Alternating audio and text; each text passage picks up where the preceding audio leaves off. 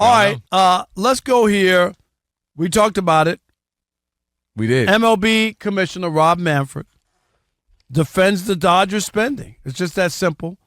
And let's hear the commissioner. The Dodgers have gone out and done everything possible, always within the rules that currently exist, to put the best possible team on the field, and I think that's a great thing for the game. That type of competitive spirit is what people want to see.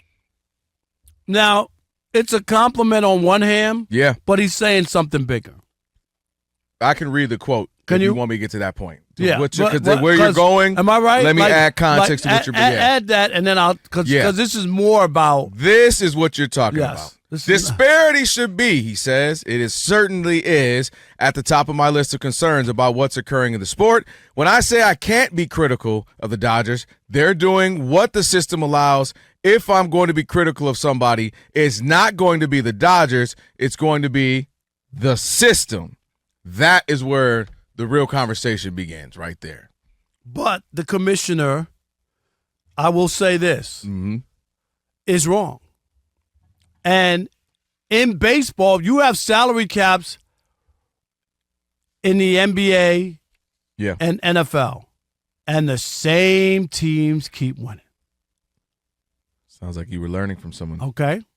What teams don't, what sport where they don't, the same team doesn't win every year? MLB. It's MLB for parity, right? 2 years ago, the Texas Rangers won the World Series. The Dodgers before last year had only won once since 1988. They're the number 2 market, right? Yep. They hadn't won since 1988. The Los Angels in a big market. They haven't won. They won in 2002. I can go on and on. The Cubs were in Chicago. They didn't win for 100 years. Can we go on?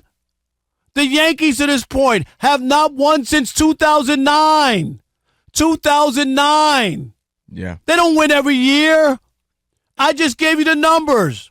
Nobody has repeated in Major League Baseball in 25 years. Since the Yankees in 99, 2000, right? What they win? 98, 99, and 2000. Yeah, and then the 75, 76 And that's for a National League team. Yeah. Think about that. Isn't that ridiculous? You can't even believe that. Yep. Not since the 70s has a National League team repeated as champion. Come on. Look at these other sports. Salary caps are just a way for owners to stop each other from pushing up the price of players, right? That's really all a salary cap is. So I don't have to pay LeBron and his peak $200 million. Steph Curry. Because this is the cap. Yeah. Which is all BS. Because you could have a bad GM, have the same amount of money as the Cowboys, and or say the Chiefs, and you ain't winning nothing. Because they make bad hiring, bad signings, all kinds of stuff that don't pan out. It ain't about the amount of money. It's how you spend your money. It ain't. Stop thinking that. Even in the NFL, where we talk about the same teams win, yep. The Lions haven't won a championship since 1957. They've never been to the Super Bowl. The Super Bowl is 59 years old. Why are you telling me that? The Lions have never been to the Super Bowl. All right. All right, you tell me the salary cap makes it even for everybody, and you're going to have parity, and we'll see different teams. The only sport we see different teams is Major League Baseball. So a couple things. And the NHL, which we don't really talk about that much. But, yes, football and basketball, absolutely not. So shout out to the great Scott Boras, who joined us maybe Monday, I think it was, a couple days back. I think so, yep. And he, first of all, obviously literally the greatest sports agent right now in all the sports. So he enlightened us on a lot of things. And he was preaching the gospel of what we're just talking about here, that the salary cap doesn't guarantee anything. The salary cap is simply when you're starting to look at what teams make. He talked about TV money, and you're trying to find a way that makes money for the owners, but the players get what they deserve when it matches with TV deals and so on and so forth. And he said the salary cap doesn't do anything to guarantee parity. You just mentioned some of the other things, but I'll just add on to why baseball continues to be different. Number one, the reason why it matters in basketball, because if you get the best player, Well, there's only 5 players on your team at a time, 10 on the court. So if I have LeBron, if I have Michael Jordan, and I have the best player who's playing both sides of the ball, 40 of the 48 minutes, look at how much dominance that one best player can have, the handprint he can have on the game. If I have Patrick Mahomes, Lamar Jackson, Josh Allen, who hike the ball 98.9% of the time on the offensive end, look how much time they have the ball they can dictate. In baseball, it's different. You can have the best pitcher, but he's only pitching every 5 days. You can have the best hitter. He's only getting 4 at-bats. He's not hitting for everybody else. He doesn't get their at-bats. So baseball is so unique in that it's such an individualized sport that's a team sport, right? You can only at-bat. I can't set a pick for you when you're at-bat. I can't surround block for you when you're getting at-bat. You're up at-bat. That's all it is. It's an individual sport within a collective. So the money doesn't matter. Here's an example. The Detroit Tigers. They had the nerve to be outstanding this year, right? Their salary was $106.5 million, which had them ranked 23rd in Major League Baseball.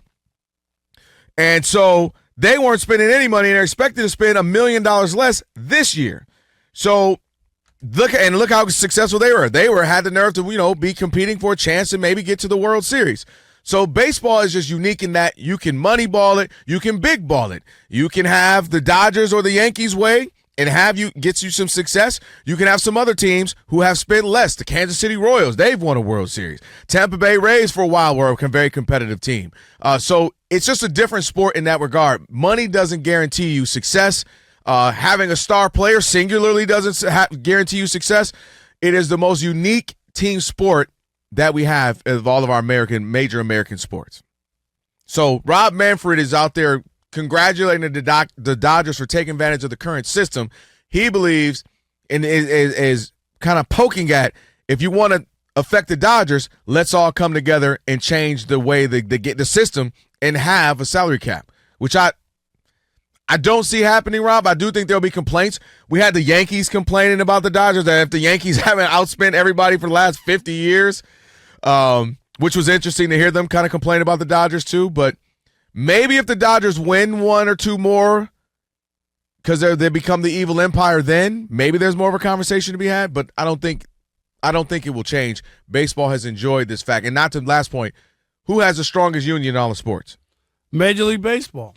They ain't having it. And I just don't see it happening. I mean, we already saw they shut down the game in the World Series. They cancel the World Series. That's why they have the best union. You don't hear the players squabbling and arguing about health care and the pension and all that other stuff.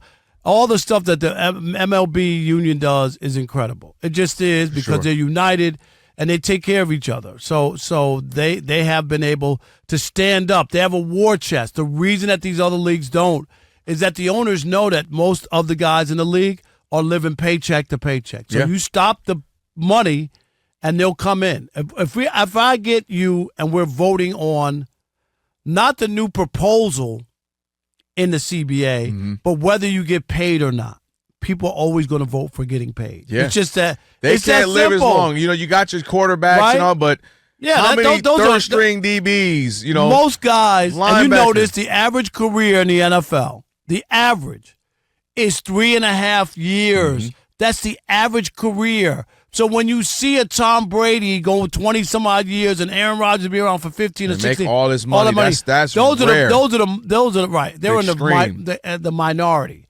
The most guys get a cup of coffee and a sweet roll if they're lucky. And they're out of the game at 27. They made $2 million, which we would go, dang, no, that's $2 million got to last me. But that taxes, $2 agents, million, all exactly. that. Man, that got to last me. And where else am I going to go get this job that's paying me, $750, $800, $200, $1 million, $1.5 million a year? That's not a normal job. And there was a story once where it said 75% of the players in the NFL filed for bankruptcy within 5 years of being out of the league. You was making $2-3 million a year, and you just thought that was going, man, I know I'm playing 12, 15 years.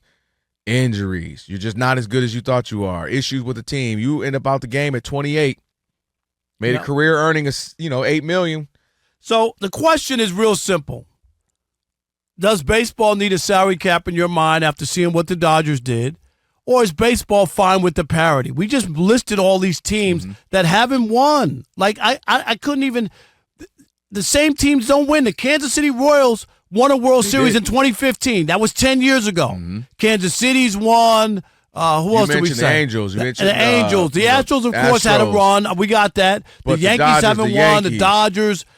There's a lot of teams. The Rangers, yeah. Yeah, that to me seems like there's more parity. And, of course, the NBA is different because half the league makes the playoffs, but they still don't have as many champs. It seems to be more I mean, of the the Warriors same. got in there, held it down. Right. You know, the Miami was in the, had their 4-year run of being in the final. They only won 2, but they're in the finals.